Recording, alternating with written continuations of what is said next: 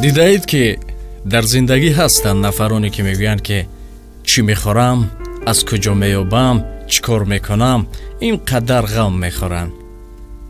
پس گوش کنید. دورای حضرت سلیمان، روز حضرت سلیمان در لب آب بود، بحر. ناگه چشمش با یک مورچه افتاد، زنبور مورچه. یک گندم را کشال می آورد. لب آب که بود، بعد گفت کاش آب نبرد همین مورچه را، بیچاره زحمت کشیده همون را آورده ایستاده است.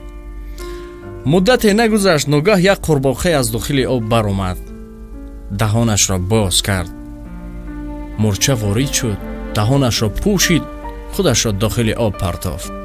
حضرت سلیمان در حیرت ماند، چی سیری است؟ مدت سکوت کرد، ایستاد.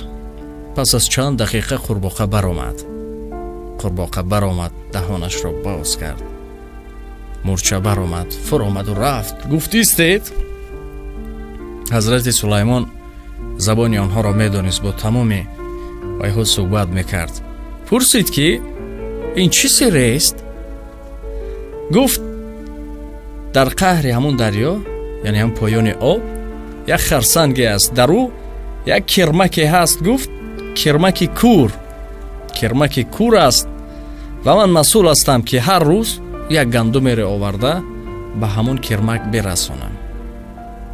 یعنی این ساده کوتاه من نقل کردم. پس می گفت خداوند که غم یک کرمک کوره که در قعر دریا هست، غم او را می خورد، شما کجا می نالید؟ باید یک درس بزرگ باشد برای شما. یک پرچه شیری بود، از خاطرم برآمد. پیش از آن می گفت پر کند پستان مادر را، یعنی که هر کس رزقش هست، هیچ وقت از پس یک غم مخورید از کجا میابم، چی کار میکنم. زندگیتان را خوب ادامه دید، میبینید که از هر کجا رزقتان میآید. این بود مختصر اطراف این صحبت کردیم. خود را احتیاط کنید. شما را دوست میدارم. خداحافظ.